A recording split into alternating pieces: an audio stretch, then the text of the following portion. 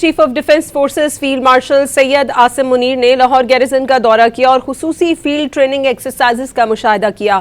Field marshal Syed Asim Munir کا خطاب میں کہنا تھا کہ مسلح افواج علاقائی سالمیت اور داخلی استحکام کے تحفظ کے لیے پرعزم ہے۔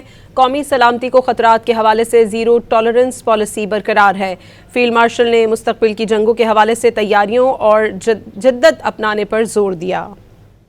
آئی ایس پی آر کے مطابق لاہور گیریزن پہنچنے پر کور کمانڈر لاہور نے فیلڈ مارشل سید عاصم منیر کا استقبال کیا۔ دورے میں میدان جنگ سے ہم آہنگ ہونے کے لیے پاک فوج کی جدت اور لچک پر مبنی سوچ کو اجاگر کیا گیا۔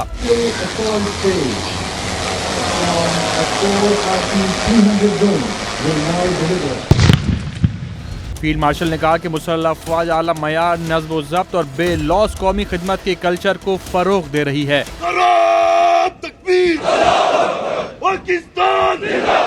فوج پوری توجہ، پیشہ ورانہ مہارت اور مضبوط ارادے کے ساتھ کثیر الجہتی چیلنجز کا مقابلہ کرے گی۔